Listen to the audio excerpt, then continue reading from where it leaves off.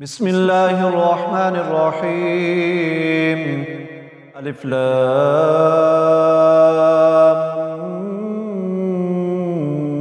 ميم. الله لا إله إلا هو الحي القيوم. نزل عليك الكتاب بالحق مصدقا لما بين يديه وأنزل التوراة والإنجيل من قبل هدى للناس وأنزل الفرقان. إن الذين كفروا بآيات الله لهم عذاب شديد والله عزيز ذو انتقام. إن الله لا يخفى عليه شيء في الأرض ولا في السماء. هو الذي يصوركم في الأرحام كيف يشاء. لا إله إلا هو العزيز الحكيم. هو الذي أنزل عليك الكتاب منه آيات محكمات هن أم الكتاب وأخر متشابهات. فأما الذين في قلوبهم زيغ فيتبعون ما تشابه منه ابتغاء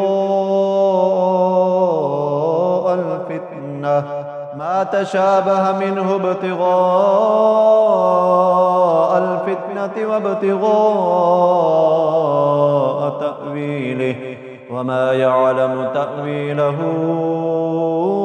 إلا الله. والراسخون في العلم يقولون آمنا به كل من عند ربنا وما يذكر إلا أولو الألباب.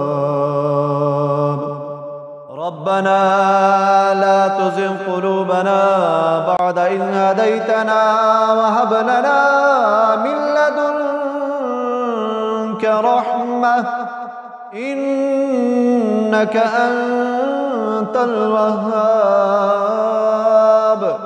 ربنا إنك جامع الناس ليوم لا ريب فيه إن الله لا يخلف الميعاد.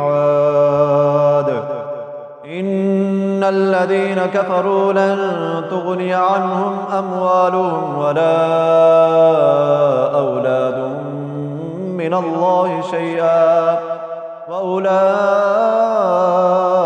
هم وقود النار. كدأب آل فرعون والذين من قبلهم كذبوا بآياتنا فأخذهم الله بذنوبهم والله شديد العقاب. قل للذين كفروا ستغلبون وتحشرون إلى جهنم وبئس المهاد. قد كان لكم آية في فئتين التقتا فئة تقاتل في سبيل الله وأخرى كافرة يرونهم مثليهم رأي العين والله يؤيد بنصره من يشاء. إن في ذلك لعبرة لأولي الأبصار.